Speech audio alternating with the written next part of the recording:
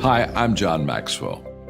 When the top companies in the world are looking for trainers, speakers, and coaches, there's one name that stands above the rest, and that's Maxwell Leadership. Our certified team members have gotten proven results for companies all over the globe, and our reputation, I'm proud to say, is second to none. Some of our members have risen to the top of their profession, including the one you're going to meet today. I proudly introduce you to my friend Bob Fabian Zinka. Welcome to the Leadership and Success Podcast with your host, Coach BZ.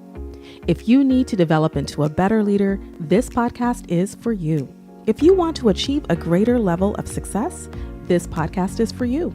His mentor, Dr. John C. Maxwell, said it best: everything rises and falls on leadership. We hope to inspire you today and provide you with an insight that has the potential to positively impact the trajectory of your life. Welcome to the Leadership and Success Podcast.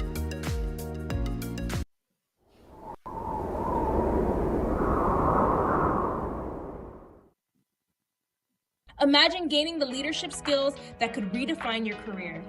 Join Coach BZ on the Leadership and Success Podcast, where each episode delivers practical insights from world-class speakers, military leaders, and industry experts. We dive deep into what matters most: building resilient teams, leading through uncertainty, and navigating complexity with clarity and confidence. Every conversation is crafted for aspiring leaders like you who are ready to grow, lead, and make a lasting impact. Don't miss our powerful live sessions and recent highlights. Michelle Hayward on building diverse, high-performing technical teams. Ann Leslie on leading through global complexity and cybersecurity risk. Ron Carpenter AI exploring faith, resilience, and AI-powered leadership. Colonel Michelle G.I. Gardner-Ince on commanding influence from the battlefield to the boardroom. Chris Robinson on shifting from drift to drive in life and leadership. And Coach Enrique Acosta Gonzalez on mentorship, legacy, and heart-centered leadership. Ready to level up your leadership journey? Tune in on Spotify, Apple, Audible Podcasts, YouTube Live, and LinkedIn Live. Join the movement toward leadership excellence. Listen now and start transforming your success.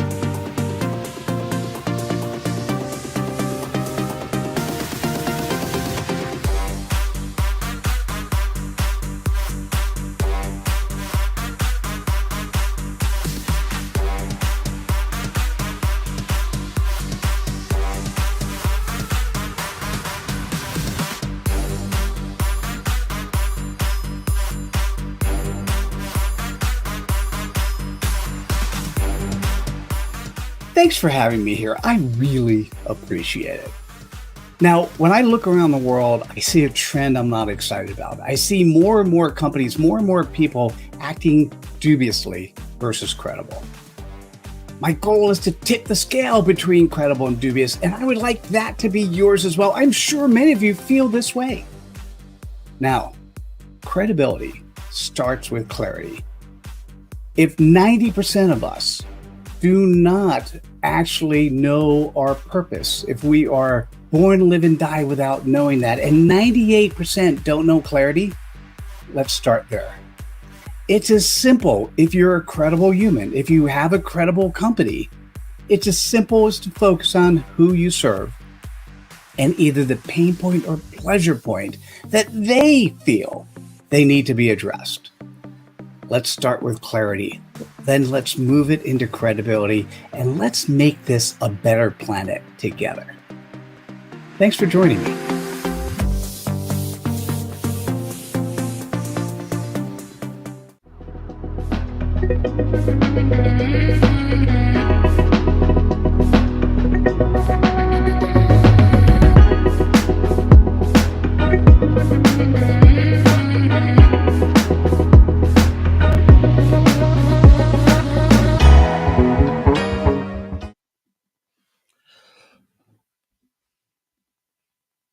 All right, everyone. Thank you so much for being here with us. Today is Thursday, August the 7th. You are on the Leadership and Success podcast. I'm so happy today I have a tremendous guest with us. Have you ever wondered, how do you build trust, influence, and authentic leadership in a noisy digital world? If you've been watching the show for just a little while, you will know that we define leadership here as influence, nothing more and nothing less. And today we have someone who has the answer. So he's a 2 times TEDx speaker, founder of Credibility Nation, publisher of over 750 books. Let me say that again, that's not a typo. He has published more than 750 books, himself authored more than 60 books. That is incredible. He has coached more than 500 thought leaders and conducted hundreds of interviews to decode the values that drive real credibility. He's helped leaders worldwide articulate their customer point of possibility and become credibly magnetic, whether in boardroom, startup, or global stages. It is my great pleasure to bring to you none other than Mitchell Levy. How are you doing today, Mitchell? BZ, thanks, Coach BZ. Great to be here. Thanks for having me. I am so honored for you to be right here. Just to get started, I know we only have an hour, so much to talk about. Can you tell us about something about you that most people may not be aware of? Most people may not know. You know, it's interesting. So I will share something. One of the best practices people talk about is they talk about, well, every day you should meditate. You should really allow yourself to sort of have reflection on who you are and how you're doing. And so first I'll define, what is meditation? To me, it's taking your mind off of all the problems that you have, all the issues that are going on, and allowing yourself to be singular focused on potentially nothing. So my form of meditation, I combined with walking. So I want to get my 6,500 to 10,000 steps a day. And I want to meditate every day. So one of the things that most people don't know about me is I still play Pokemon Go. And so what I'll do every day is I'll go out for an hour and a half walk. And in essence, since I'm only focused on walking, making sure I don't walk across the street and hit traffic, and I'm singly focused on nothing but playing a game whose rules I already know, and both meditating and walking and having fun. Wow, that is incredible. Okay, so can you tell us about your leadership journey? I think you covered a lot of it, but we'll do a snapshot of what most people think is important, right? So I've been in Silicon Valley for 38 years. Wow. I've been happily married for 36, have a 27-year-old son. I've started 20-ish companies. I have sat on the board of a NASDAQ firm for 9 years. Wow. You did talk about the publishing. So published over 750 books. I've written 60. My 66th book, called Executive Abundance, will be the best book I've ever written. I've created executive business programs for Silicon Valley universities. And I think what really made me a lot of who I am today, you would ask me, why do I think it's important that coming on time is coming early? I was not that person until I actually interviewed 500 thought leaders on credibility. It was my Napoleon Hill journey. And so not only do I have a really good definition of credibility, but I actually unlocked a superpower. And I didn't really realize I had this superpower. And that superpower, and you mentioned it, customer point of possibilities, I abbreviate it as a CPOP. I can sit with, and there's a formula that I can share that essentially any company or any human, we can articulate where you are executing on your purpose in less than 10 words. And when you have that level of clarity, it gives you a compass that makes it a whole lot easier to navigate life. Wow. That is really insightful. And also, I guess once you know your purpose, it makes it a little bit easier for you to say no to anything that doesn't align with that purpose, doesn't it? So I want to say yes, and I'm going to do a teeny clarification, Hmm. right? So I didn't say that I can help you articulate your purpose, right? Because what happens a lot is when you talk to people who are very, very religious, their purpose is to serve God. And when you try to find something else, that's all they could say is to serve God. So then the next statement is, well, how are you serving God? Or better, Hmm. where are you executing on your purpose? Yes. And so it really is in less than 10 words, where, because we sort of think that purpose is this one be all end all thing, and it's what we do our entire lives. Hmm. And maybe that's true, maybe that's not. So what I can say is today, in today's moment, with today's resources and who you are and what you do, where are you executing on your purpose today? Wow. And that makes it a lot easier for people to wrap their arms around. No, that is so true. So, talking about your story, what pivotal moment led you to dedicate your life to credibility? I'm First of all, I could say I'm not 100% sure, but I will tell you two. Okay. One, when I was nine. When I was 9 years old, my parents got divorced. Hmm. My father would come in, one day during the weekend, once a month or every other month. And one of the questions the 9-year-old Mitchell asked himself is, hey, what is the purpose of a father? What role should they serve? Hmm. I.e., is this being a dad or is this trying to be a dad? It was the integrity thing. Hmm. Okay. Now let's fast forward. Um, between let's see, I was still serving on the board of a public firm, but in 2005, I started a book publishing company. It was a nice company. We published over 750 books. It was a great six-figure business between 2005 and COVID. Hmm. We'll just say that COVID knocked it down and Amazon ran over it 2 or 3 times. Okay. Hmm. So that publishing company is something that was powerful. And what I saw happening, and this is what Amazon brought about, is the democratization of publishing. Anyone who wants to publish a book can. Now, Hmm. not everyone publishes, and that's a whole nother set of statistics, which are fascinating. But what's fascinating to me is in 2019, prior to COVID, I'm thinking to myself, you know what? It's time for me to evolve. It's time for me to do something different.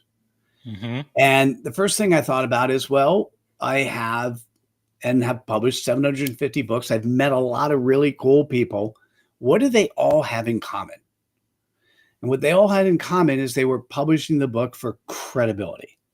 Hmm. So I looked at the definition of credibility in the dictionary and I didn't like it. Right? The definition of credibility in the dictionary at the time is the the way in which you make somebody the quality in which you're being trusted. Hmm. And I'm like, God, that seems light. It just feels like just to say that it's not enough. So Yes. what and I love you put up that credibility definition. As a matter of fact, I'll put up my own if you don't mind. Please. Um, it turns out after doing the research that credibility is the quality of being trusted, known, and liked. Hmm. And underneath that are the 10 values of credibility. So what was interesting, BZ, is when I started doing the research, I just knew I'd come up with something better in terms of a definition of credibility or different. Yes. I think it's better, but that's me. The quality of being trusted, known, and liked. It's not that I know of you, that I actually know you. But then the other thing that came out of it is understanding, and that's where I cultivated and didn't realize I was even doing that. The superpower of being able to articulate where anyone's executing their purpose in less than 10 words. So I'll just do a quick, if you're looking at those three pillars of credibility, the under being trustworthy, probably one of the most important things I think about is coachability. When I look at being known, I'm looking for people who are servant leaders. So, for instance, on coachability, if a board brings me a CEO and says, "Can you coach them?" The only conversation I have, is it going to be fun? If it's not going to be fun, it's not worth it. But more importantly, are they coachable? If they're not coachable, I'll say no. Right? Under being known, it's being a servant leader, and under being likable, it's showing respect. I know that sounds really simple, but that's where before doing the interviews, the meeting started whenever I showed up, and I was typically 1 to 4 minutes late to every meeting because I was busy, right? But when you're having an interview, and I ended up having somewhere between every Tuesday and Wednesday, I'd have between 12 to 14 back-to-back half-hour interviews. When somebody's late, it messes up everything. And all of a sudden I realized, oh, I need to keep track. Do they come early? Do they come prepared? Are they ready? Are they coachable? And that's when I started realizing, oh, wait a second. If they're showing disrespect for me, what am I doing? Mhm. What am I doing when I come a minute or 4 minutes late? I'm like, huh. Yes. Okay. So anyhow, that's sort of the thing is, you asked me previously, was I military trained? And the answer was no. I was trained by being slapped in the face enough times by Wow. people who did not show me respect. And I couldn't take it personally because I was, doing research. Yes. Wow, that is quite powerful. And being coachable is such a powerful thing because, especially here in Silicon Valley, we do have a lot of very, very smart people. I think the IQ for most engineers here is just off the roof. But when it comes to emotional intelligence, I think we have a lot of work to do for sure. And feeling like you are the smartest person in the room. Like my mentor always told me, if you are the smartest person in any room, you are in the wrong room because there is really no room for you to learn. So how important is it you think, especially when you have such a big title? You have the CEO, you have the CISO, you have the executive, and you have this huge title, and you have these people who follow you just because that's the way your organization is set up. How important is it to be coachable and to be humble and to be a servant leader? The hardest thing in the world, as your title increases, Hmm. what you think in the past was a question turns out to be an order, even if it doesn't sound like an order. Hmm. Right. And so it is very, very difficult when you're in a group meeting to say anything as the big cheese and not have it sound like an order. So what Wow. needs to happen is you need to put a process, a system, an approach in place and allow other people to Hmm. be able to execute from their capability. If you are a servant leader and have the intent and commitment to do the right thing, and you have people underneath you who are doing the right thing, you're just cultivating them to do the right thing. Wow. Now, if you want to be coachable, you can easily encourage the handful of smart people who work for you. You could easily encourage them to tell you the truth when the door is closed. Hmm. Right? Now, you don't want to have that happen publicly, but privately, you want to hear the truth. Now, sometimes, and in many cases, this is still the case, you need an outside executive coach to do that. Yes. But depending on who you are as a CEO, there is absolutely an opportunity for you to go, listen, I'm coachable. I don't know it all. And we're going to have a different sort of relationship. I need you Hmm. to tell me how I could help you. And that turns the channel. As a matter of fact, to me, the best CEOs are those that their job in their mind is to help everyone on their team be more effective versus the other way around. Wow. Talking about CEO or even aspiring executive who might be listening right now, what is Credibility Nation and who is it for? I love the concept. You can get to credibilitynation.com. It was one of my initial attempts. After doing the interviews, I'm like, hey, credibility is important. I got to sell credibility. And I spent 3.5 years. And once again, I created a nice 6-figure business selling credibility, but it wasn't the change the world business. One of the items that you tagged and information you have is TEDx I did. It's called We Are Losing Our Humanity, and I'm tired of watching it happen. And I believe if we do nothing more than act credibly, we'll be more powerful. We'll be more humane. And so, oh yeah, you're showing you're showing the podcast. The interesting part is that with Credibility Nation, and now I've moved people over to the Substack, which is really the podcast area. It's mitchelllevy.substack.com. And what happened with Credibility Nation and what happened with Clarity is, and I'm going to tell you a vulnerable story if you don't mind. Please. So here I am, 3.5 years focusing on credibility, did okay, but not change the world. So I'm like, hey, I'm going to create a Clarity certification program. This is the CCS, Clarity Certification Specialist. And did that for a year. Also got enough people in the room, turned it into a 6-figure business. And it's been now, I think it was 8-9 months ago, I had a friend of mine slap me in the face. Not physically, okay?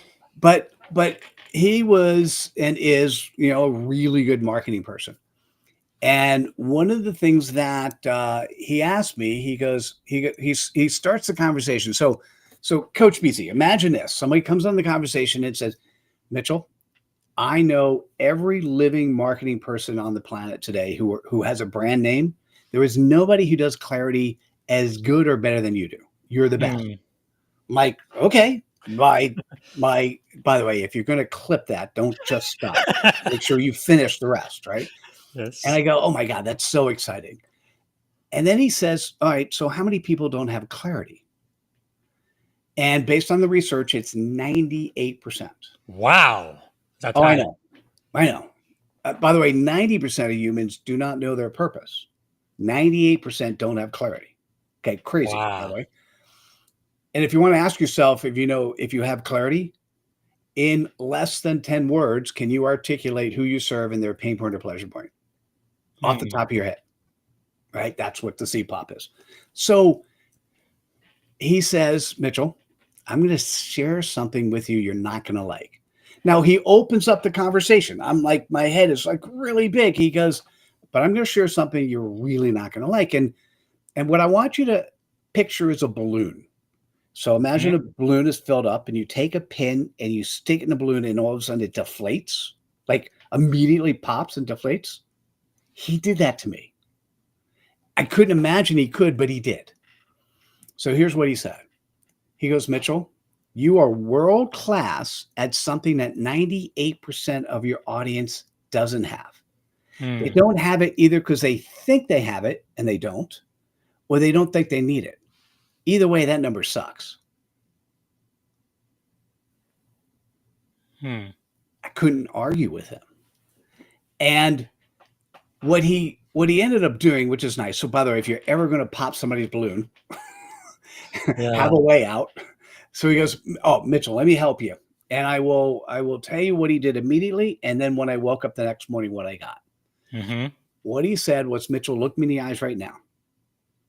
Tell me what you could do for me this minute that will put money in my pocket tomorrow. And I go, executive presence.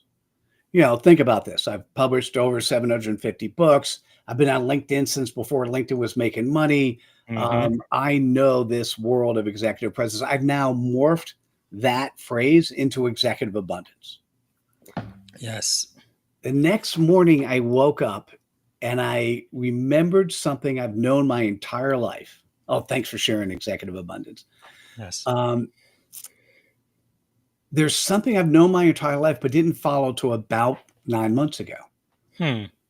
And as soon as I say it, you go, yeah, of course. But even though we know it, we don't always follow it. Are you ready? Here we go. Sell them what they want, deliver what they need.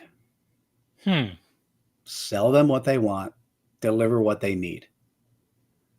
So after 1 year interviewing 500 thought leaders, 3.5 years deploying credibility, and a year deploying clarity, I realized that both credibility and clarity are things that people need, not what they want. Wow. What a difference. Right? Because so one of them is my executive coaching has always focused on executive abundance. I just didn't label it. Mm-hmm. The other thing I ended up doing is buying a LinkedIn agency supporting leaders tired of slimy LinkedIn sales tactics. Yes. And what we're doing there, by the way, is kind of fun, is I'm just helping those people who are in business build relationships using LinkedIn. Wow. And I know I've heard you speak about being fully present and listening with not just your ears, but pretty much your entire being. And that really does make a huge difference. So what would you say to someone who want to become credibly magnetic? I think that's a term that you come up with as a new author, speaker, or executive. You know, I'm going to share this. I'm going to share this again. Mhm. As many of these values as you can demonstrate makes you more memorable, right? If you're coachable and authentic and have external and internal integrity, they're both aligned, and you're vulnerable, like people trust you. They just do. If the first thing you care about is being of service to others. By the way, thank you for showing me respect, sharing your stage. I call it sharing cred dust. That's under being likable, and having the intent and commitment to do the right thing. What a great opening you did, right? And so if you start showing up this way, you become memorable. You become one of those people that people want to recommend. Now, how can they recommend you? You have to make it as simple. I'm going to go back to, if you deliver with clarity and then share your credibility, people will remember you and share you. So what does that mean? If you can articulate in less than 10 words who and how you serve, then when you show up with credibility and people go, wait, I trust that this person will support my friend or support this recommendation or make me feel good by recommending them. That's how you get referral partners to want to refer you. That's how you get customers to want to buy from you. Yeah, and I've also heard you talk about the agricultural age, right, industrial age, and then I guess the information age now. But it seems to me like in 2025, right, this is the still the 21st century. However, we are getting into the age of artificial intelligence. So, can you tell me how, with AI on the rise, deepfake, and misinformation everywhere, how do we preserve trust in the age of machine-generated everything? I think so. Something happened in 2023, Mm-hmm. and I'm gonna back up first to 1996. Yeah. I was at Sun Microsystems in the early days before the .com days, and Sun Microsystems was one of those companies that's associated with bringing the internet to the world, but it was really DARPA was really the ability of the government who called for the internet. It was around for a number of years, but when the world started seeing the internet was 1996. In 1996, Mark Andreessen came out with Mosaic, and all of a sudden people got to see what the internet is. Now think about the internet today versus 1996, right? Think about 29 years. And what does that mean since that came out? Okay, let's fast forward to 2023. We've been talking about AI for 60 years. But in 2023, OpenAI came out with ChatGPT. Yeah. I will tell you, in no uncertain terms, is OpenAI and artificial intelligence has now made thought leadership ubiquitous. If thought leadership is ubiquitous, everything we can think of in terms of how people did jobs, how the speaker that would get up there that would tell you the truth, we can immediately look at their phone and see that it's not the truth. Yes. Huh. right? So what that means is, how do you establish trust? And the answer is, for many, many cases, it's on a one-on-one basis. Hmm. And being able to actually know, like if you have you had said when we were in the green room that you'd been following for a while, you saw a lot of my stuff, you like what I do, but you sort of knew me, but it's when we started talking that you get to know me. Yes. All right. And I think instead of thinking about the world of how can I sell one to many, we all have a lot of tools that can do that. How can I sell, communicate, be effective, and be a servant leader one to one? Hmm. That And I is think that's kind of where we need to lead is those advocates, those clients who trust, know, and love us. that is quite powerful. So as we look at future boardrooms and policy spaces, right? How do you see credibility becoming a leadership currency in the next era?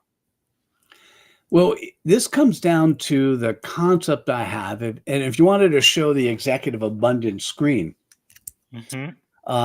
if you went to executiveabundance.com, this is the new thing I'm focused on, and you could sign up to be notified of the book when it comes out and see what we're doing. And that's going to be The next April, right? It's next April, yeah. Fantastic.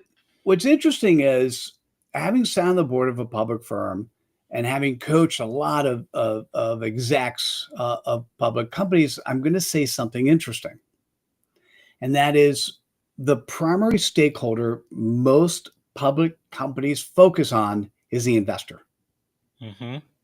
right? So when we do that, we're ignoring four other stakeholders.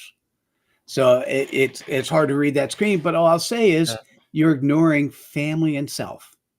Yeah. Like, what's the purpose of making your investors happy if you're in the hospital, right? Or if you're getting divorced or your kids don't know you.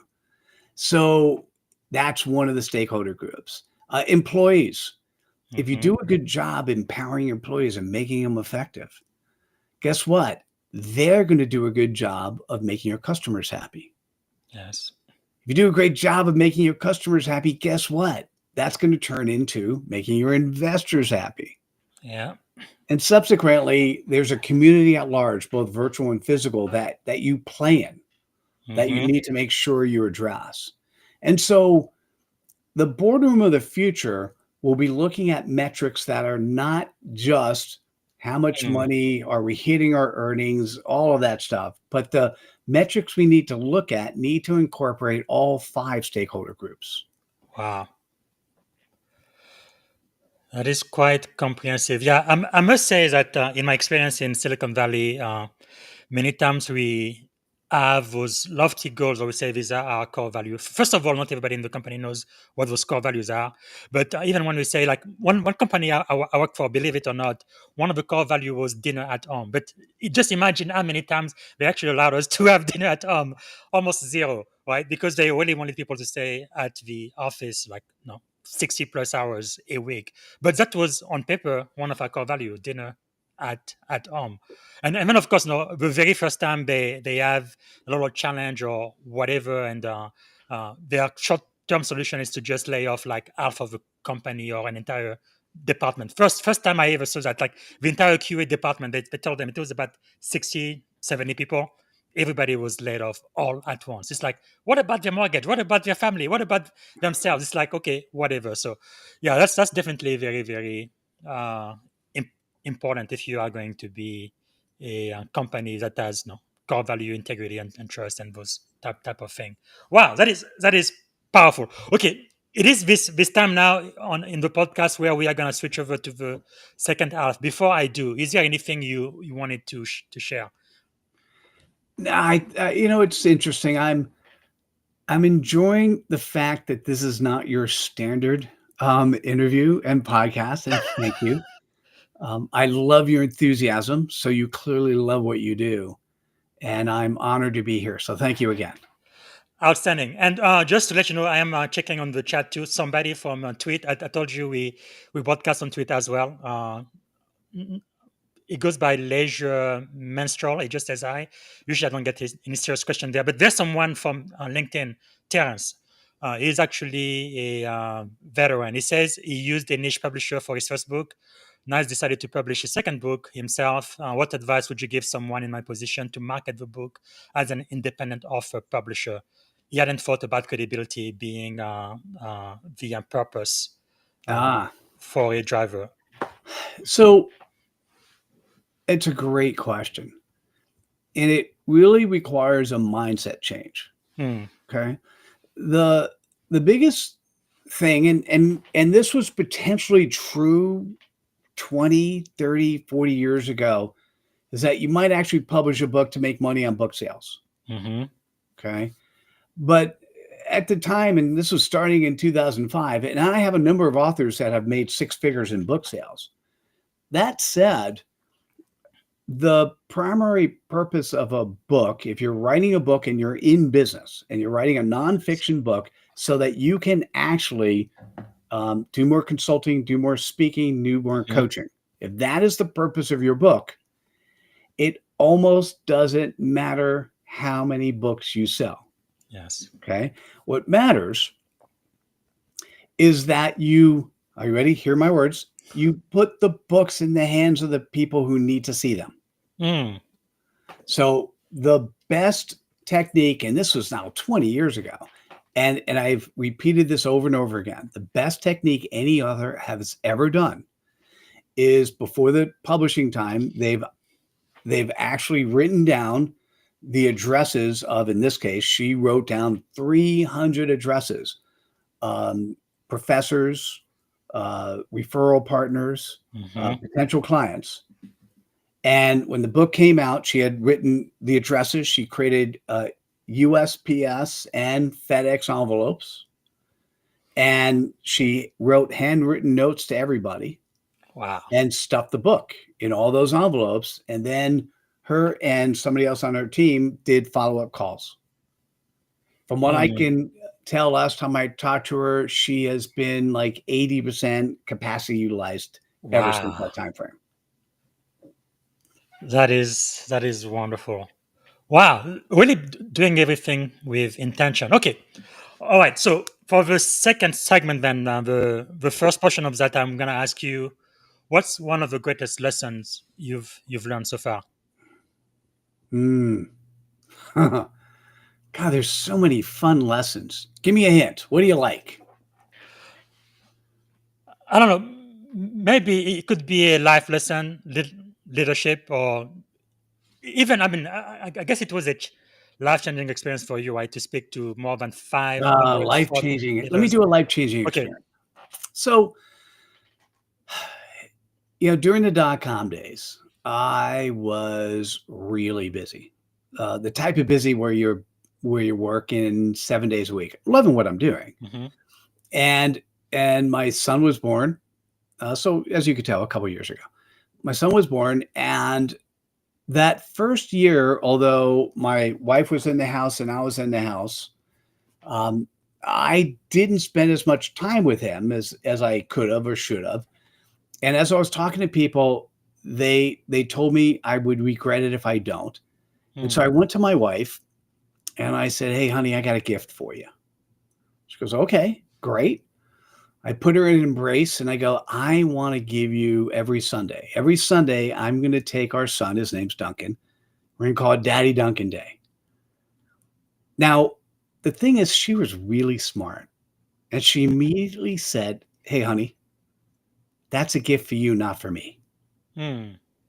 Now, first of all, I could have not been coachable, right? I could have argued and got mad and all that. And I go, I said, "Okay, let's not stop the embrace till I have an answer." Right. And then I was racking my mind. Ooh, I was thinking necessarily me first. Because in her mind, think about this. She will be the disciplinary 6 days a week. I'm the fun dad 1 day a week. She was absolutely right. And by the way, it was fun to about 16. And he goes, "Yeah, Dad, I don't know about that Daddy Duncan Day anymore." Right. Yes. So, and what I thought about is what she loved most is traveling to Europe. And so I said, well, what if I took 4 to 6 weeks every year and we go to Europe. And if I'll have to run the business, I won't do business development, but whatever needs to happen, I'll keep doing it. Yeah. What if I did that? You do all the booking, and I'll do the rest. And for 25 years, we've rented a house in Europe for a month and invited friends and family. And that lesson came from my wife, for me listening to my wife. And by the Wow. way, we've had amazing times and amazing years and have lived Yes. our life as life is going by. Mhm. But if I didn't listen and I didn't think and I didn't want to be a servant leader to my wife, who told me that my gift to her was a gift to me, that Yes. may not have ever happened. Wow, that is beautiful. And talking about going to Europe, I think we initially thought we would schedule this interview last week, but I think you were in Paris, France, weren't you? Well, it wasn't Paris. It was much further south, but it turns Okay. out in about 20 years ago, there was a family and their two boys, so a husband, wife, and their two boys, who came visit us 2 years in a row. Hmm. And they invited us to go to France. Now, we normally wouldn't go to France booking a month ahead of time and just staying for a week. Mhm. But when my wife says, "Can we afford to go?" And my response was, "Can we afford not to?" Yes. And I have to tell you, when we went, first of all, we had a great time for two reasons. One, when you're a host, you're responsible, or at least in your mind, you're Mhm. responsible for everyone's travel and what they do, and they get Yes. there safely and they're having fun. When Mhm. you're a guest, you get to eat, drink, and enjoy. So Yes. that was one reason.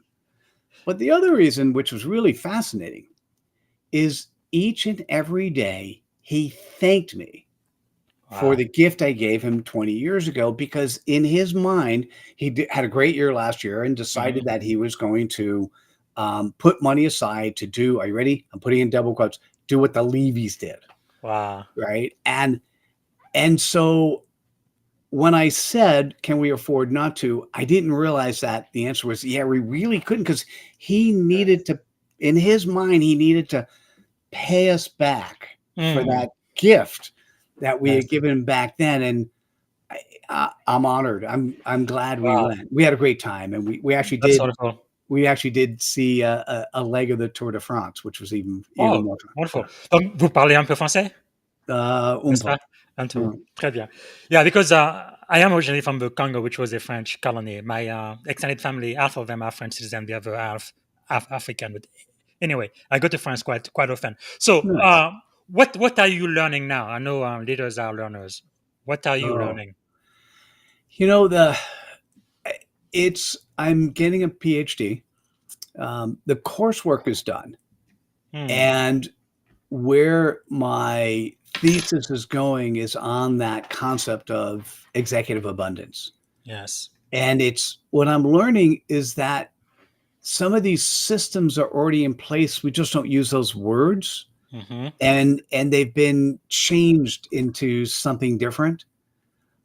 So that's really what the thesis on is, tying together past research and things that are happened and existing company successes, so Mm-hmm. that we can actually start considering in the boardroom running a company different than Hmm. just focusing on the quarterly returns. Yes. Wow, that is so. I think that is so needed right now. So the next question I'm going to ask, I love this coin. One side says success, the other side says failure. So we know about all of your successes and all of the great things you've done, but how has failure shaped your life? Oh, I had two really cool failures. Um, Now, notice I use the word cool and Mhm. failure in the same sentence, Yes. right? Um, the first one that really absolutely changed my life was, so I left Sun Microsystems 1997, Mhm. created a e-commerce consulting business, ended up running 4 conferences for the largest IT conference at the time, which was Comdex, did Yeah. executive coaching work for a Japanese firm, did lots of fun things. We created the first e-commerce management program in the planet, where people from around the Wow. world fly in to learn what integrating the internet into business meant. Hmm. And that business, running an e-commerce consultancy, was really good during the dot-com days. But somewhere around the 2000 timeframe, we had the dot-bomb. Now, one of the things that was interesting at the time is one of my students from the e-commerce management program asked me if I could be part of a CEO networking group, similar to a Vistage type group, and I said sure. By the way, he made me a promise which wasn't true. He said, "Hey, Mitchell, I just need your name. You don't have to do any work, but if you're doing a networking group, which, by the way, we live in a networking life and society, Yes. you have to do work, and that is relationship building on a continuous basis." So that business was making about $60K a year. The consulting business, the e-commerce consultant, was making a whole lot more. That in the executive coaching. And so I was just about ready to boot the CEO networking business. And all of a sudden the dot-bomb came. And everything associated with coaching and e-commerce went to zero. Wow. And so then, by the way, 60,000 looked really good. Yes. Just to be clear. Now, what was interesting is the big lesson I learned was that it wasn't me. Right? There was nothing I could have done to stop the dot-bomb. Right? That was not in my purview. Yes. Recognizing that it wasn't me and life is changing, and maybe always having more than one egg in your basket. Multiple streams. Yeah. Right. Makes a lot of sense. And so subsequently, I was much more prepared when COVID came about and my book publishing business essentially went to zero. Right? Same sort of thing. It's the authors I was working with were using books that corporations would buy, the conferences would buy. And when we didn't travel for a couple of years, those book sales didn't happen. And I was getting a really nice back end recurring revenue stream. Yes. Right. But the thing is, I'd seen this story before, because history always repeats itself. Yes. And so I was just better off. So the lesson I learned is sometimes things don't work, not because of you, but because the environment has changed around you. So let's bring that to today. Wow. Who you are today and what you do and how you live is going to be so dramatically different than tomorrow because of AI. If you don't believe it, you're going to disappear like all the dinosaurs. So everything every human does today is going to change. You just got to work on it and prepare for it, because that is once again, think about 1996 and Mosaic and internet today. Yes. And now think about 2023, who you were and what you did then, and even where you are now a couple years later. But think about 5 years since then, or 3 years from now, or think about 7 years from now, like 10 years from the time AI is gone. Like every job that was in 2023 won't exist. It'll be changed. So how can you be part of that transformation? Wow, that is very, very profound. Okay, so who are some of your thought leaders, some of your mentors? It'd be impossible for me not to say Marshall Goldsmith, who has had a significant opportunity and transformation of me and who I am in my life. Right?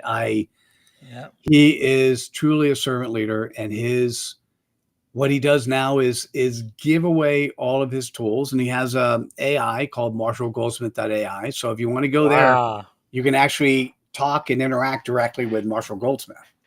That's amazing. I also I enjoy some of the greats like Brené Brown, who talked about vulnerability. I'm going to say, I often quote, both in positive and negative ways, Simon Sinek. Right? Because Simon says the why is most important. I'm going to tell you why isn't always most important. I think the CPOP is most important, but that's a different story. Okay. Yes.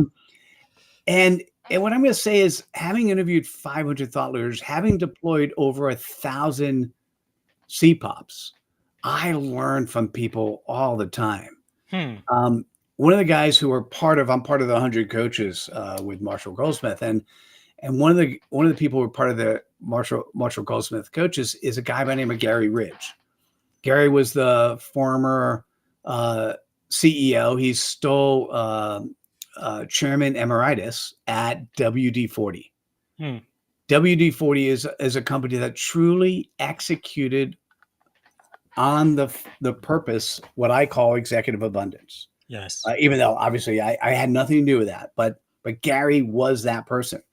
And in the book, I'm actually finding case studies. I got 10 companies that I've cited are doing things along the lines of executive abundance. Wow. So having interacted and exchanged lots of conversations throughout the years with Gary Ridge, and now you can learn. He's got a book called "Any Dumbass Can Do It." Mm-hmm. It's very Australian type book, right? And there are others. I think there were. I mentioned 3 other books. One was a book we published, a guy by the name of Christian Bukosis. He wrote a book called The Afterburner Advantage. Yeah. So for anyone in the military, it takes, in this case, it's Australian Air Force methodologies and approach. But anyone who's in the military, you'll really appreciate him taking the standard military sort of processes that people go through, and he applies that to corporations. That's called the afterburner advantage. Wow, that is wonderful. So, if you could choose 3 people to have dinner with, who would you choose and why? Oh, that's interesting. Alive, dead, or mythical figures? Yeah. Well, you didn't prepare me in advance for that one. Man, I would say Jesus would be one of them. Mm-hmm. Trying to think about who else would be interesting. I'd want to say Socrates, but I don't think I get a word in edgewise, so I'm not going to put him on the list. Relax. I would go with live. If it was private, I probably would say Trump. I'd love to see and learn whether or not I agree or disagree with the politics. That would be really interesting. I'm trying to think about, and I'm going to say Obama, not at the same time, by the way. Yes. Great.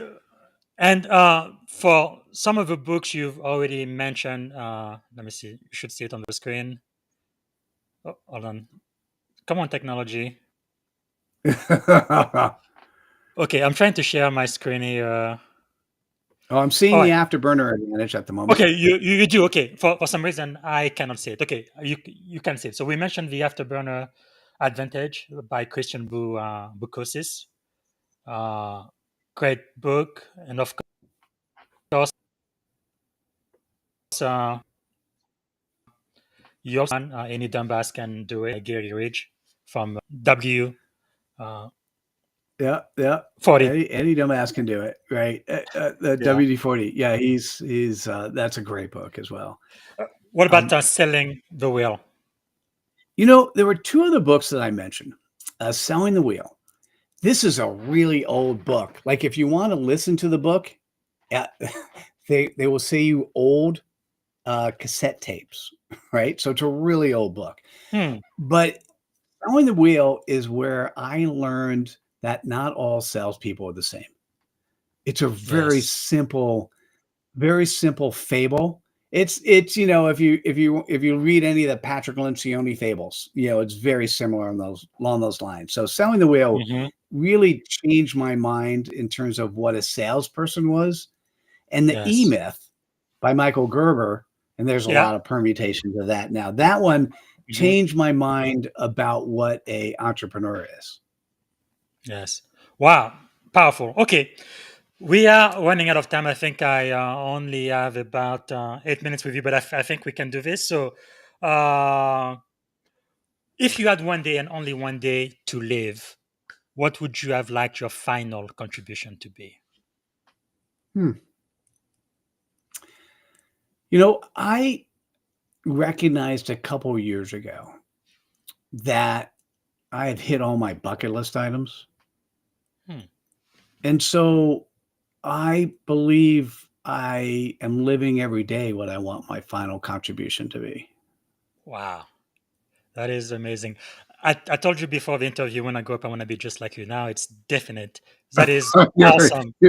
Dude, you're So rare. you're way too kind. Thank you. But tell me, seriously, though, what do you think is the secret of your success? Because it's very rare to see someone who really lives their purpose, right? You don't see that very often. You know, it if we're going back to the secret, take a look at I really think, and this is where the Executive Abundance book, the Mhm. Credibility Nation book is a book that came out after I finished the interviews. Yes. The Credibility Nation, Mhm. and it's got lots of raw data in it. It's like it's the raw data of focusing on interviewing 500 thought leaders. It's like Mhm. the Think and Grow Rich before people really thought about it, right? He interviewed Yeah. 500 millionaires. The interesting part is I've now had the chance. Oh, you even had that available. How cool! I've even had the chance to deploy credibility. Mhm. And so if you have clarity and you're executing at it in a credible way, there's nothing to regret, Yes. right? So if you can, the CPOP, that definition, I sort of flirted out a couple of times. If you know in less than 10 words who you're going to serve and their pain point or pleasure point, Mhm. that's the compass. If Wow. you execute that compass in a credible way, then those people who need to be in your audience, they're Yes. going to find you. Those will be your referral partners. Wow. That Those is that want to do business with you will buy from you. And if you can wow. do that every day, and by the way, what happens is your CPOP is going to change and who you serve is Mhm. going to change. But if Yes. you can live your life being a servant leader and doing that for the exchange of energy, many cases the exchange of energy could be money. There could be opportunities where the exchange of energy is for something else. Wow. But if you could do that, what will you regret in life? Nothing. Man, that is so simple but so powerful. Okay, we are almost out of time. Can you give me a couple more minutes? We almost done. I think I can make it happen. You All right. you got it. Thank you so much. I really do appreciate it so much. But really, like we say, you're really execution is everything. Because sometimes when I coach people, I talk to people, they're like, I already know that. But the truth is they don't know it because they're not doing it. Right? The only way I know that you know it is when you do it. By doing it, you're proving to the world that you know it. But unless you do it, if it's just head knowledge and it's not in your heart, it's not in every fiber of your being, you're not actually working it out every day. And again, that consistency, right? Day after day after day. Like one of my mentor, Darren Hardy, he wrote a book, The Compound Effect. I really love that book. He said something like, what would happen if everybody like they went to McDonald's and they ate one of those junkie burger or whatever, and then they gained 500 pounds on the spot? Nobody would eat at McDonald's ever again, right? If it happens right away. But the thing is, it takes time. It takes a lot of time. And the same thing when you do something right, it doesn't happen right away, but you have to be consistent. And it's by execution that you actually see the possibility. Okay, we are toward the end. One of the last questions I ask is, you've been so generous with your time. Thank you, thank you, thank you so much. How can we add value back to you? No. So two ways, and normally only ever give one. So Mhm. it's two ways. If you actually go and Coach BZ, I'm glad you do this. Go to executiveabundance.com and just sign up to be notified when the book comes out, right? And Yes, share it with your friends. Like that would be amazing. Okay. right here. And and then the second thing is my website is so that's a website, but my Mhm. website's mitchelllevy.com. And if you go to mitchelllevy.com, you can see the stuff I'm working on. And if you really are intrigued by any of the things that I'm doing, oh, that's my LinkedIn, by the way. Yeah. But just the mitchelllevy.com. Mhm. Um, so if you go to mitchelllevy.com, you can take advantage of any of the programs we're running, or if you want to book time on my calendar, feel free to do that. So that's at mitchelllevy.com. And it just, Yes. it's so funny. We try to figure out how do we show up in the world in one Mhm. way. And at the moment it's mitchelllevy.com. I have a nice LinkedIn Yeah. presence, and at some point in time, the more the executive abundance will appear on Mitchell Levy. Mm-hmm. I'm in the middle of build mode on the executive abundance side. Wow, that's wonderful. Okay. No, this is great. Okay, and then this is the very end. One question I do want to ask you is, if you could go back and give a piece of advice to your 17-year-old self, standing at the edge of this incredible career you've had, what would you say to him? The tongue-in-cheek one is not only buy Amazon, but hold for a while. Yes. Yeah, it's incredible. There's a couple of companies. Do you remember Webvan during the dot-com days? Yeah. Yeah, Webvan I did Wow. buy. I lost my money. But Yeah. Facebook I bought and did well, and Apple. And, Yeah, there's some obvious ones that you're like, huh, it's how did I crazy. buy more? My financial advisor was saying, you should go and take more of a mortgage on your house than to buy it. I'm like, yeah, dude, that's not sound financial advice. Sorry. Yeah, sometimes I even think about Blockbuster. They had the chance to purchase Netflix, but they just missed it.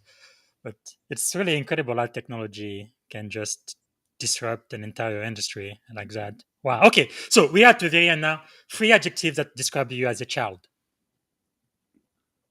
What do you think it is based on this conversation? You tell me. Man, as a child, I was 3 adjectives. I was lost. Mm-hmm. Lost, unaware,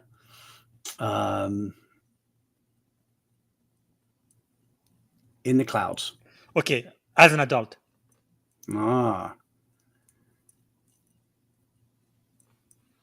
Servant leader, clarity and credibility. That is correct. Okay, so this is it. And the very, very last question I'm going to ask you, and thank you so much for giving us a couple more minutes. Again, I like to end this show right well on time. I'm very, very thankful for you taking the time here. But the very last question I'm going to ask you, actually, before I do, is there anything else you wanted to say to the audience? Thank you. Okay. Once again, I'm honored to have had the questions that you've asked, and I appreciate that. A good interviewer will always cause the interviewee to think about how they say things different and how to formulate things differently going forward. And, you're no different. And Thank you. I appreciate it. And it looks like, and hopefully there is some opportunity for us to do something together going forward. Absolutely. So the very last question I'm going to ask is one word that comes to mind about representing our shared experience on this podcast today. Sorry, I got caught up in Terrence's comments. So let me focus on you. I wasn't present. Yes. Okay, ask me again. Sorry. One word that comes to mind. Don't think too hard. Just one word that comes to mind representing our shared experience together on this podcast. Heartfelt. Okay, mine would be grateful. So thanks again. So grateful for you to be here, the one and only Mitchell Levy, and thank you so much. And actually, before I let you go, let me triple check to see if I have another question from LinkedIn. Sometimes I miss those questions based on how LinkedIn shows. I think I need to get my daughter to do this for me. Okay, Terrence says, Precious. He says, what a great interview. Thank you both for sharing your time, and that's relationship. So basically, good things. Okay, no questions for you. Thank you so much, Mitchell. Really, really appreciate that. My pleasure. Thanks for having me. Okay. Take care, everyone. Bye. All right, everyone. Thank you so much for being here. And Terrence, thanks so much for being active. I really love the feedback, because sometimes when we produce this content, not always sure who's listening on the other side. So thank you so much for the feedback. And I'm going to be back here tomorrow. And until then, have a wonderful day. Thank you for listening to the Leadership and Success Podcast with your host, Coach BZ. If you like what you heard, please subscribe to our channels and come back for more wisdom nuggets on how you may develop into a better leader and achieve greater levels of success. Leadership is the most critical skill. The world will always need leaders to lead others, deploy the next disruptive technology, or execute a business strategy. You may as well decide on counting yourself among the 21st century leaders. See you right here next time on the Leadership and Success Podcast with